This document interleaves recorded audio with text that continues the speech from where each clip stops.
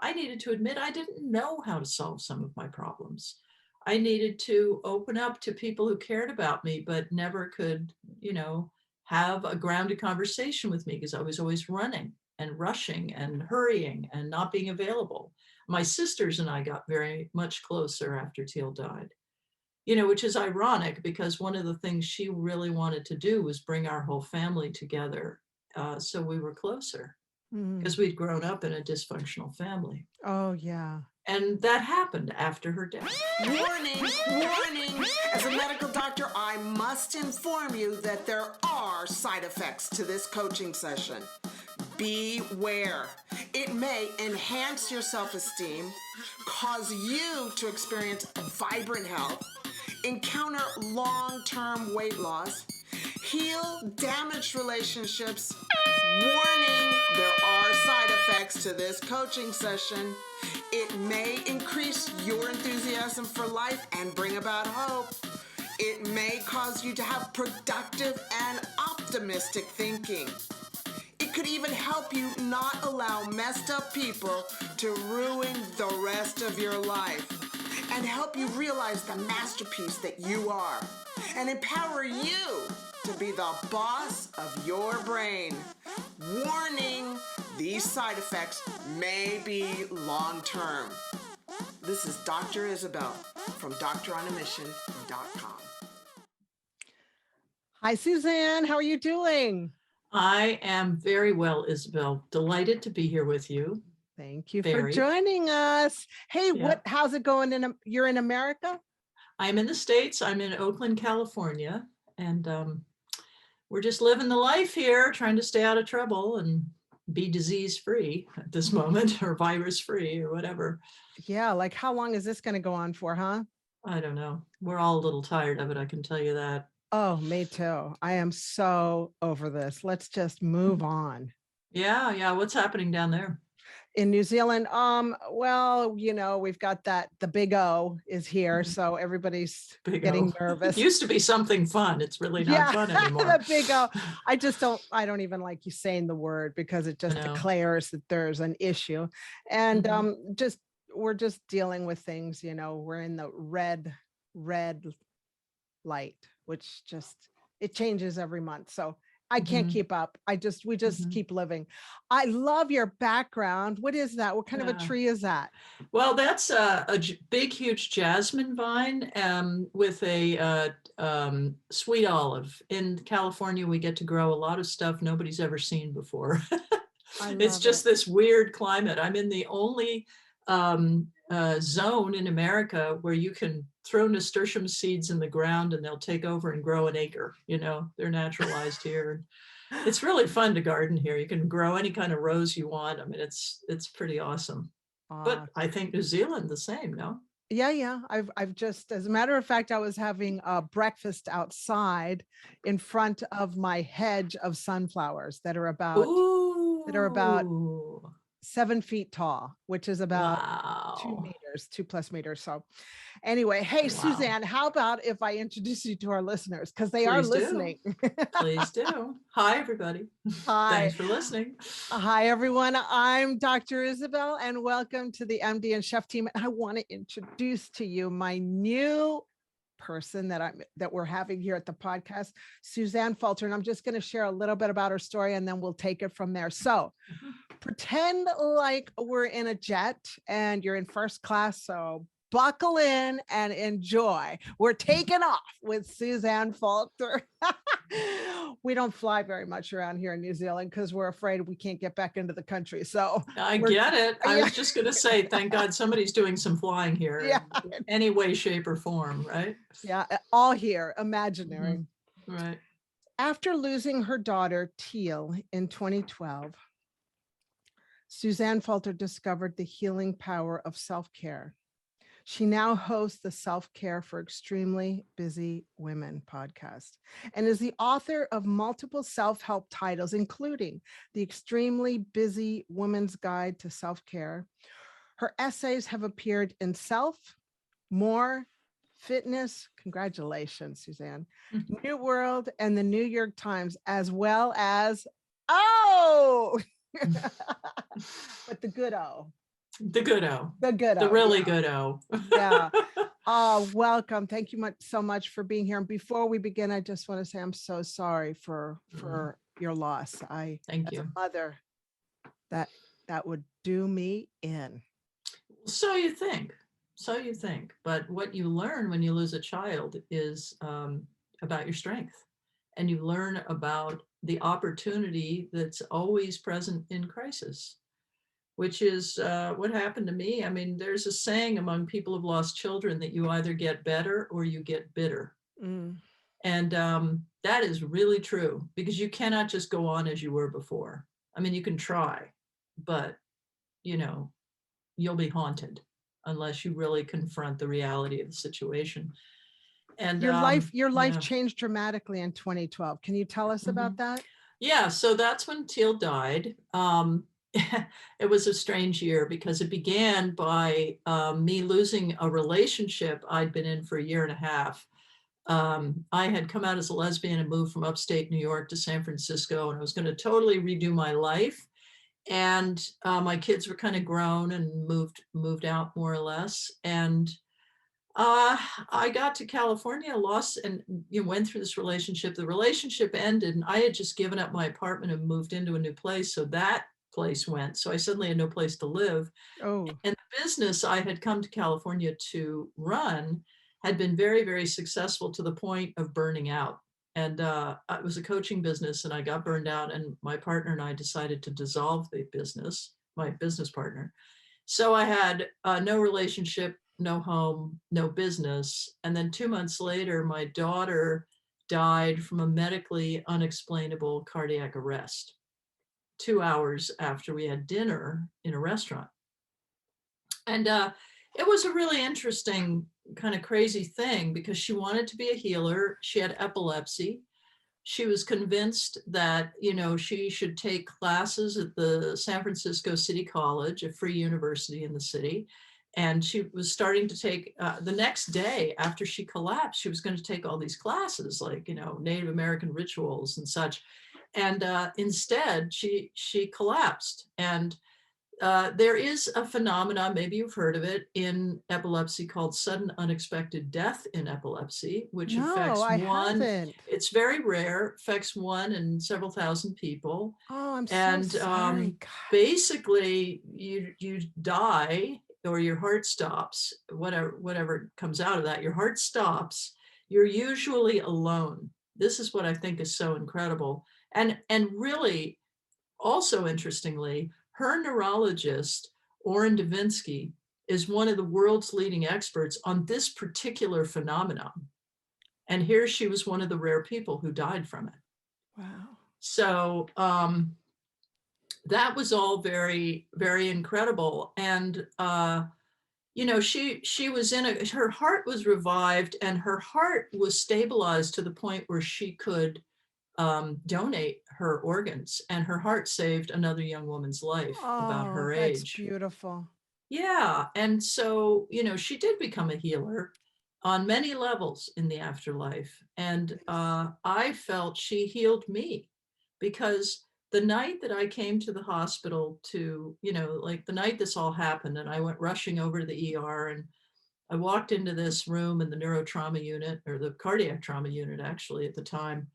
And there she was, and she was all hooked up to all these machines, and she was totally unconscious. I knew she was going to die. I just knew it. And I also knew that that would be this moment when I was going to really redo my life. I was going to really have the opportunity to live a much more purposeful life that reflected my true values. Because, Isabel, at the time, I was a very driven workaholic. I was so obsessed with, making the big money and being super successful. And by the time she died, I was kind of broken, and that model didn't work. And I was really checked out, and just had forgotten completely who I was, or what I cared about, or what was important to me, or what my purpose in life even was. Right. And those were all the things that I focused on after her death. So I grieved, and I didn't work for 2 whole years. I tried to work. I tried to start another business, but it just kept failing. It just kept, everything collapsed around me again and again and again. And since then, I've probably tried 5 or 6 times to restart different types of businesses related to what I was doing before, and it's never worked. And instead, why do you think that happened? because it was not my true work. It wasn't, this is my true work. Yes. You know, being here to share a message about self-care is my true work. And also, interestingly, a relative came out of nowhere about 2 years after Teal's collapse and said, I would like to invest in your fiction writing. And I had published a novel years earlier. Nobody bought it, but it was a funny, pretty good book. And it just happened to come out at a bad time for that type of fiction, which was sort of waning. Interest in it was waning. So I said, sure.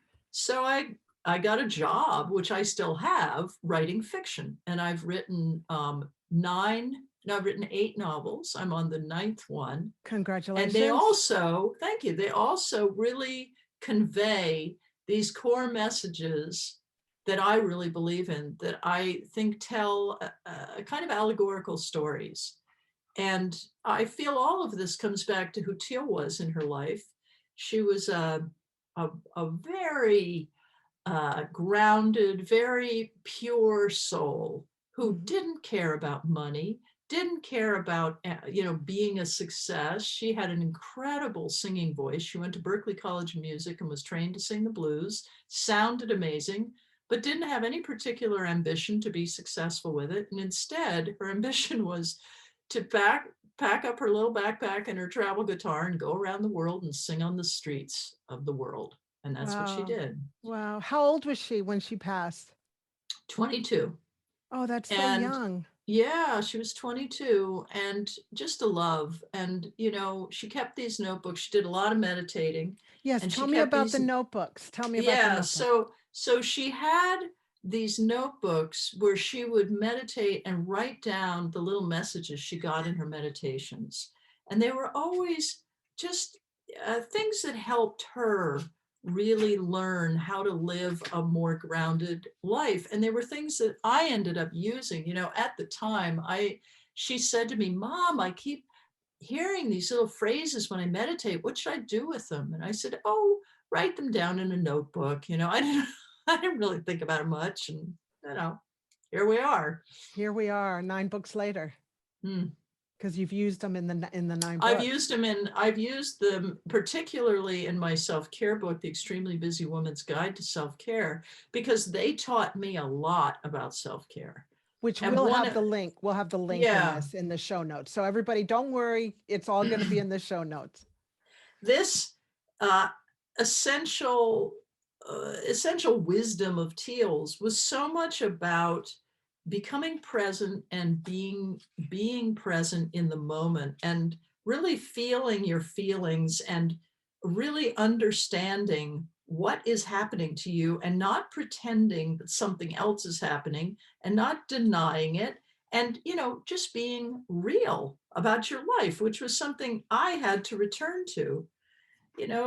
She also recognized that we're always a choice with everything we do. We can make things negative. We can make things positive. We can be a victim, or we can actually heal from something. It's completely up to the interpretation.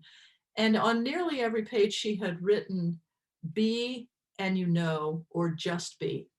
Just be. And she used to say that. I'd be like, oh yeah, just be. Easy for you to say, because I was so full of my drama, my struggle, my messages, my ongoing drama of my life. But I wasn't just being, I was avoiding, I was being a victim, I was making things up, I was being bullied. I was not just being. If I had just beed, I would have learned a great deal more and suffered less. Yeah, and suffered less. You would have learned it faster, right? If only we would have that 2020 vision. Go, gosh, if only I would have known this, that far away. So I wanted to ask you, how did you go from being a workaholic to a more balanced person after Teal's death? Well, I let myself grieve, first of all. How I long did that find, take? How yeah, long I mean, did you allow? because I gave myself 2 years and it took about that long. And I really didn't work, like I said earlier. And for me not to work, it was the first time in my entire life, except interestingly, when I was pregnant with Teal, that I didn't work. Mm. And I always had worked, and I'd always used work to nullify my feelings. I'd used work to validate myself when I was being bullied by toxic people around me. I used my work to escape to when I felt unsafe. I Mhm. used my work to lose myself in when I felt anxious or depressed. It was my escape hatch. And the problem with having an escape hatch is you never deal with the real trouble in your life. No. By allowing myself to really get real and start to seek some help and start to really give myself the internal support I needed. I needed to learn how to set boundaries. I needed to learn how to ask for help and stop trying to do everything by myself. I needed to admit I didn't know how to solve some of my problems. I needed to open up to people who cared about me, but never could, have a grounded conversation with me because I was always running and rushing and hurrying and not being available. My sisters and I got very much closer after Teal died. Which is ironic because one of the things she really wanted to do was bring our whole family together. So we were closer Mm. because we'd grown up in a dysfunctional family. Oh, yeah. And that happened after her death. Oh, beautiful. So, gosh, am I correct in saying that her passing actually helped heal you? I believe it is. I believe that's exactly what happened. Wow. And that is the opportunity of crisis because when terrible things happen, Yes. you're always an opportunity to push the reset button and start things over again. I mean, there's so many stories of widows being widowed and then reassessing where are they going to live? Are they going to move closer to their children? Are they going to start a new life in some way, shape, or form? There's so many stories about people who have terminal illnesses who suddenly decide this is what I really wanted to do. And they get a little glimpse of the Yeah. life that they would have lived.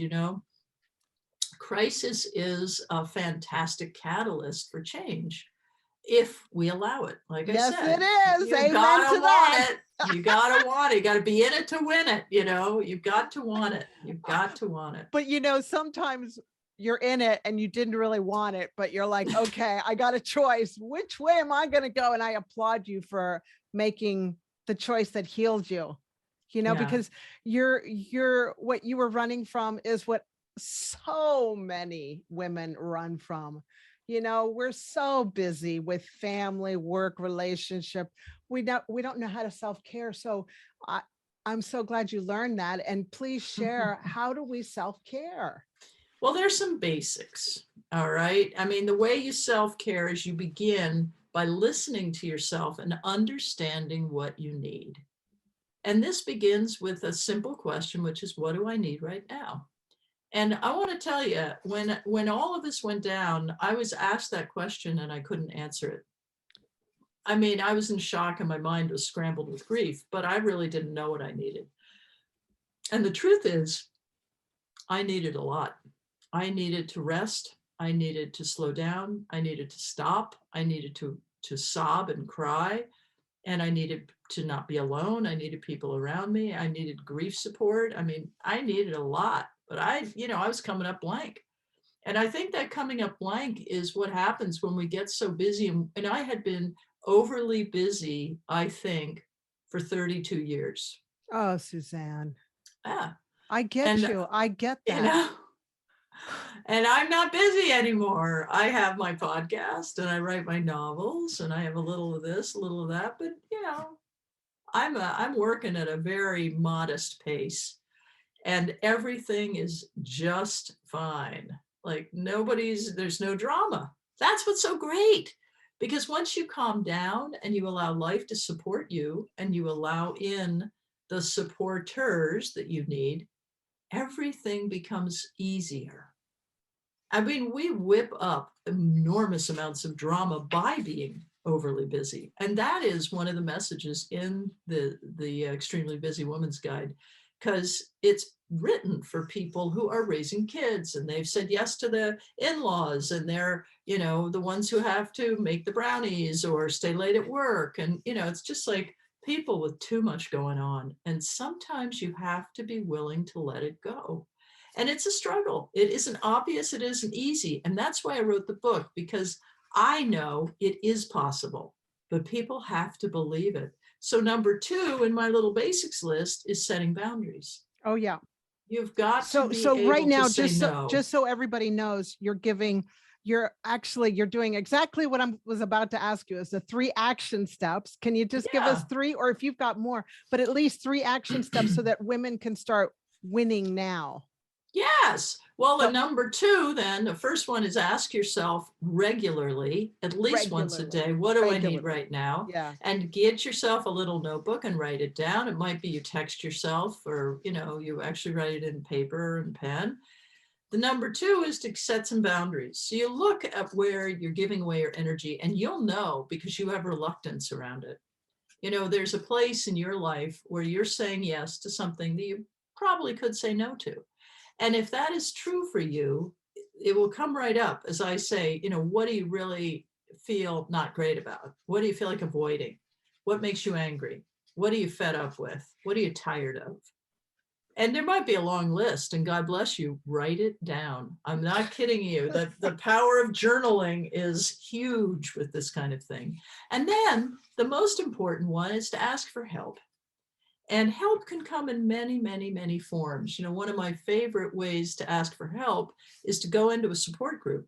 And I joined 12-step recovery groups. I joined grief groups. I joined a hospice group for people who had lost children. I joined all these different groups during that 2-year period, and I'm still in some of them. Good. And there are lots of people in those groups who've been through what you've been through.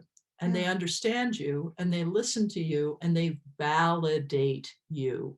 I have a group for extremely busy women on Facebook that it's 55,000 women, and they show up and they really help each other figure things out. And people will be on there saying, I don't know if I should quit my job. I feel like I'm being sexually harassed, but everybody tells me I'm not. What do you think? And they're, inevitably there's like a lawyer in the group, or there's a, people have had experiences. Let me just put it that way. Yeah. And we want to be near like-minded others who can help us. And sometimes we just feel so alone with our problems and our difficulties. And life is too hard to do alone. Mm-hmm. We can't do it. We go nuts. Mm-mm. That's right, Isabel. It's essential that we give ourselves this support because we deserve it. We deserve to have what we need. And I know if I hadn't joined all those groups and surrounded myself with caring people and friends and really created structures of support, I would never have gotten through that period of grief. I know. And sometimes so they come out of the woodwork too, And talking about woodwork, I'd like to talk to you about redwoods. My husband and I have this beautiful place that we go hiking in New Zealand, and it's called Tamata Peak. And then you go hike. And then when you go down, you go into this forest of redwoods. And I love hugging redwoods. Call me crazy, but to me, hugging a redwood and looking up, I feel like I'm hugging God. That's just me. Okay. That is really interesting. You should say. But let me finish. But when you come into the redwood, you'll never see a redwood all by itself. It's ginormous, but redwoods have to live close to each other because their roots work by connecting with each other. That's how they, and so that's when you said coming out of the woodwork, I'm like, yeah, the redwood. That's a great story. There's this thing called fairy rings, and fairy rings, in California, we have lots of redwoods around us. And a fairy ring is a deposit of little redwoods around a really huge one. Oh. And you can get right in the center of it and feel all that energy because some of those trees are very old. And I'm a big proponent of standing barefoot on the ground Yep. and hugging that tree and feeling that earth energy. And it's very grounding. That's actually a Yeah. great grounding to do. So Yeah. perfect that you brought that up. I think the Japanese call it forest showers. Yes, Forest they do. showers. Yeah. Yeah. And so people Tree walk showers, by tree me, showers. Yeah. tree showers. Yeah. People walk Yeah. by me, but I just don't care because I need to hug that tree. But anyway, Yeah. so go hug a tree. My mom and sister laugh at us that we hug trees, but I don't care. Who cares, right? That's It's great. self-care. Yeah. Well, And anything is self-care that soothes your soul, right? yeah. And um about self-care for our listeners, know that you matter. Hmm. You matter and you deserve to learn how to take good care of yourself. Where did we learn that we had to be so hard on ourselves, huh? Hmm. Where, Suzanne? Well, I've got a whole chapter in the book about why we resist self-care, because there's a Stoic belief. There's two things going on. There's a culturally drummed in thing here in the States, which really says, unless you have suffered, it's not valid. It's the old Puritan work ethic come down many generations. But also as women, and my work is targeted more towards women. Yes. As women, we feel guilty when we aren't in there helping everybody.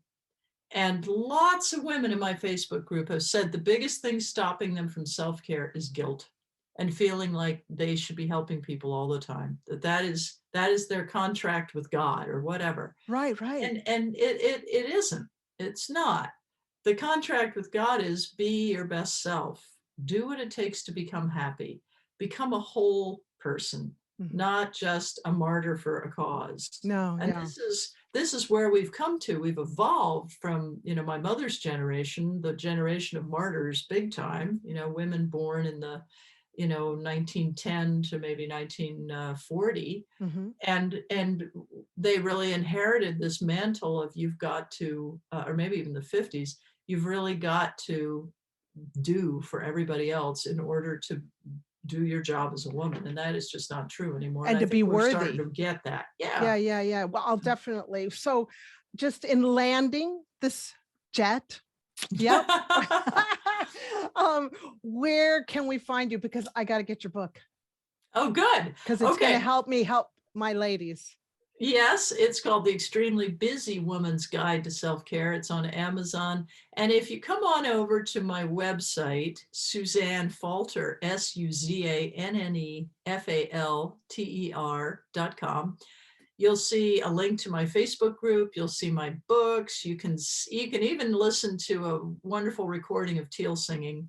And there's my podcast. My podcast is called Self-Care for Extremely Busy Women. And we've gotten 170 episodes almost. And thousands and thousands of women all over the world are listening and tuning in for lots of good self-care. Oh, Suzanne, thank you so much for your time and your heart and your hard work for getting to this place of. You're welcome. Thank you so much. Hey, everybody, that was me and Suzanne. Please check out the links in the show notes. Yeah, the show notes down below. I have to remember the lingo in podcasting. And until next time, go out there and remain unstoppable. Whatever you're chasing down, know that you are worth it and you matter, okay? Mwah! I love you guys.